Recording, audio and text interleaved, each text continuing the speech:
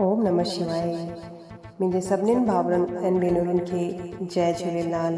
अॼु असां दर्शन कंदासीं 12 ज्योतिर्लिंग जा जेके भारत में स्थित आहिनि ऐं हुननि जे पुठियां जुड़ियल जेकी कहानियूं आहिनि हू बि मां तव्हांखे गॾु ॿुधाईंदी वेंदसि।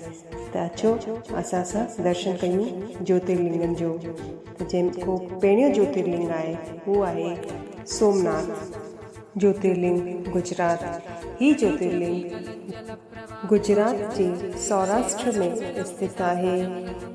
ही 12 ज्योतिर्लिंगनि मां पहिरियों ज्योतिर्लिंग आहे ऐं हिन जो संबंध स्वयं चंद्रदेव सां आहे, तॾहिं हिन जो नालो सोमनाथ आहे। हिन जे पुठियां जुड़ियल कहानी ईअं आहे कि चंद्रदेव जी शादी दक्ष प्रजापति जी 27 धीअरुनि सां थी हुई, जंहिंमें चंद्रमा सिर्फ़ रोहिणी नामक रानी जो ध्यानु वधीक ॾींदा हुआ। तॾहिं दक्ष मुनि श्राप था ॾियनि कि चंद्रमा जो तेज घटिजी वेंदो।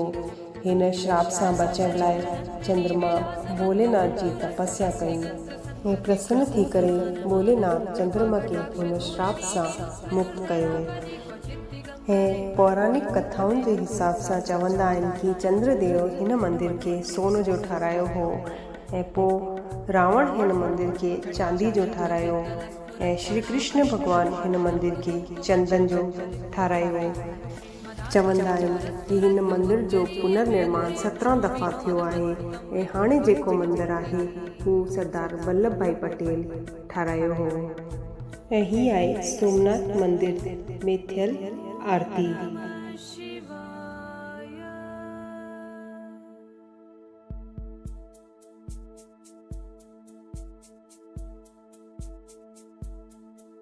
सदाशिवं भजाम्यहं सदाशिवं भजाम्यहं।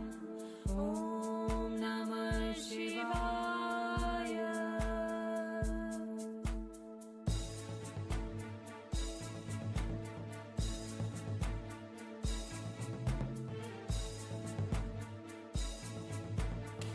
ॿियो ज्योतिर्लिंग आहे मल्लिकार्जुन ज्योतिर्लिंग आंध्र प्रदेश। मल्लिकार्जुन ज्योतिर्लिंग आंध्र प्रदेश में स्थित आहे।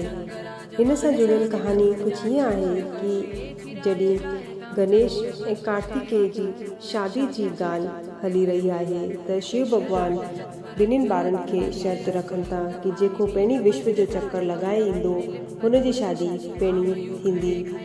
त जीअं भॻवानु कार्तिकेय पंहिंजो वाहन खणी करे विश्व जो चक्कर लॻाइण लाइ निकिता ऐं गणेश भॻवानु पंहिंजे माता पिता जा चक्कर लॻाए करे विश्व जो चक्कर पूरा था कनि।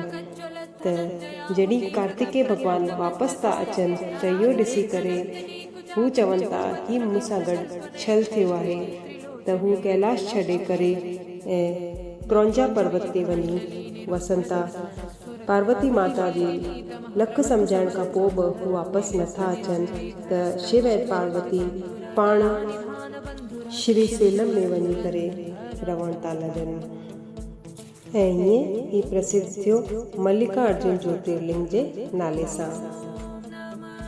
टियों ज्योतिर्लिंग आहे महाकालेश्वर ज्योतिर्लिंग उज्जैन। ही ज्योतिर्लिंग शिप्रा नदी जे तट ते स्थित आहे। चवंदा आहिनि कि ही ज्योतिर्लिंग स्वयंभू आहे जेको पंहिंजो पाण ई उत्पन्न थियो आहे। हिन ज्योतिर्लिंग जी विशेषता इहो आहे कि ही एकमात्र दक्षिण मुखी ज्योतिर्लिंग आहे। हिते रोज़ सुबुह जो 4 लॻे भस्म आरती थींदी आहे जेकी सॼे विश्व में प्रसिद्ध आहे। उज्जैन जा माण्हू महाकालेश्वर खे उज्जैन जो राजा बि चवंदा आहिनि ऐं ही आहे हिते जी भस्म आरती जा दर्शन।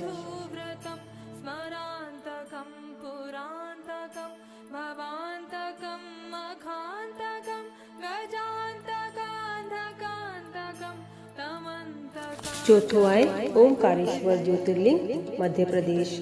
मध्य प्रदेश में महाकालेश्वर ऐं ॿियो जेको ज्योतिर्लिंग आहे उहो आहे ओंकारेश्वर जेको इंदौर जे पासे खांडवा में नर्मदा नदी जे तट ते आहे ऐं ही ज्योतिर्लिंग हिकिड़े पहाड़ जे मथां आहे जंहिंजे चारों तरफ़ नर्मदा नदी आहे ऐं ही पहाड़ ओम जे आकार में आहे, तॾहिं हिन जो नालो ओमकारेश्वर ज्योतिर्लिंग आहे।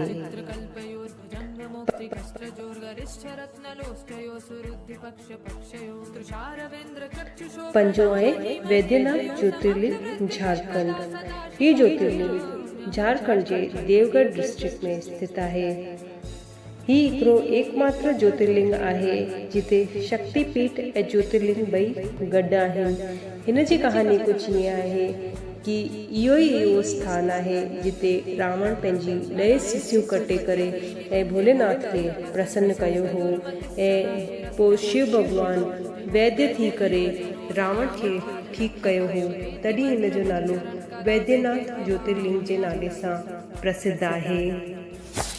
छहों आहे भीमाशंकर ज्योतिर्लिंग महाराष्ट्र।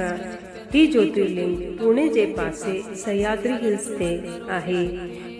हितां ई भीमा नदी उत्पन्न थी हुई। हिन जे पुठियां जी कहानी कुझु ईअं आहे कि त्रिपुरासुर नाले जो हिकिड़ो राक्षस हो जेको उते उत्पात मचाए रहियो हो। हुनखे ख़तमु करण लाइ शिव भॻवान ख़ुदि अची करे हुन सां युद्ध कनि था ऐं युद्ध ख़तमु थियण खां पोइ हू ॾाढो थकिजी था पवनि त हिते आराम था कनि। हुन खां पोइ माण्हू शिव भॻवान खे प्रार्थना था कनि कि हू हिते ई वसी वञनि, त हुन खां पोइ भॻवान भीमाशंकर ज्योतिर्लिंग जे रूप में उते ई स्थापित थिया ऐं चवंदा आहिनि कि भीमा नदी शिव भोलेनाथ जे पसीने सां ई निकिती हुई। सतों आहे रामेश्वर ज्योतिर्लिंग तमिलनाडु। ही ज्योतिर्लिंग तमिलनाडु में रामनाथ नाले जे स्थान ते स्थित आहे। ही 12 ज्योतिर्लिंगनि मां हिकिड़ो ज्योतिर्लिंग त आहे, पर हुन सां गॾु गॾु 4 धाम मां हिकिड़ो धाम बि आहे। हिन जी स्थापना भॻवान श्री राम पाण कई हुई।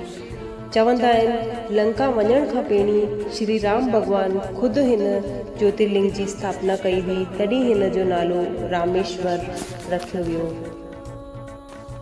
अठों आहे नागेश्वर ज्योतिर्लिंग गुजरात। गुजरात में सोमनाथ बाबा खां सवाइ नागेश्वर ज्योतिर्लिंग बि आहे जेको गुजरात में द्वारका जे पासे आहे। ही भॻवान शंकर जे नांगनि जे स्वरूप खे दर्शाईंदो आहे। हिन जी कथा कुझु ईअं आहे कि हिते हिकिड़े राक्षस जो जोड़ो रहंदो हो जंहिंजो नालो हो दारुका ऐं दारुकी। दारुकी पार्वती माता जी वॾी भक्त हुई ऐं हुनखे पार्वती माता वरदान बि ॾिनो हो, पर दारुका राक्षस उते ॾाढो उत्पात मचाए रहियो हो। हुन सुप्रिया नाले जी स्त्री खे ऐं ॿियनि माण्हुनि खे बि बंदी ठाहे रखियऊं। हुन खां पोइ माण्हू शिव जाप चालू कयो, तॾहिं शिव भॻवान उते नागेश्वर ज्योतिर्लिंग जे रूप में स्थापित थिया। नावाना ज्योतिर्लिंग बनारस उत्तर प्रदेश में तमामु पुरानी शहर आहे। बनारस जेके गंगा नदी जे तट ते स्थित आहे, हुते ई काशी विश्वनाथ जो मंदिरु आहे। ही गंगा नदी जे तट ते आहे ऐं अहिड़ी मान्यता आहे कि अगरि प्रलय बि ईंदी तॾहिं बि ही स्थान सुरक्षित रहंदो। चवंदा आहिनि कि जॾहिं कुझु थियो त भोलेनाथ हिनखे पंहिंजे त्रिशूल ते खणंदा ऐं सभु कुझु ठीकु थियण खां पोइ वापसि पंहिंजे स्थान ते रखंदा। ऐं अॼु जेको मंदरु आहे हुन जो निर्माण अहिल्याबाई होलकर करायो हो ऐं ही आहे हुते जी आरती जी कुझु झलकियूं।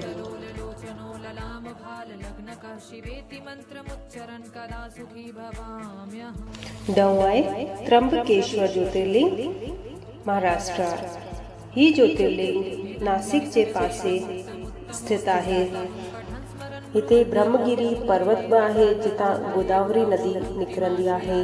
चवंदा आहिनि कि गौतम ऋषि ऐं गोदावरी जे आग्रह ते ही ज्योतिर्लिंग हिते स्थापित थियो हो।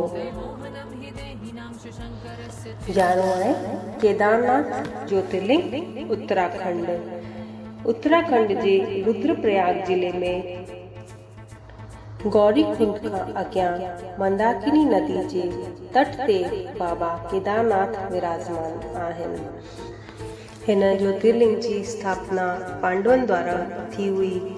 चवंदा आहिनि महाभारत जे युद्ध खां पोइ पांडव पंहिंजे भाउरनि जी हत्या जे पाप सां मुक्ति चाहींदा हुआ त हू भॻवान शंकर जा दर्शन करण था चाहिनि, पर छो त भॻवान शिव हुननि सां रुष्ट हुआ त हू बैल जो रूप धारण करे केदारनाथ पहुची विया ऐं पांडव बि उन्हनि जे पुठियां पुठियां केदारनाथ पहुता। पर शिव भॻवान भूमिगत थियण था लॻनि, पर भीम हुन बैल जी पुठी पकड़े छॾी।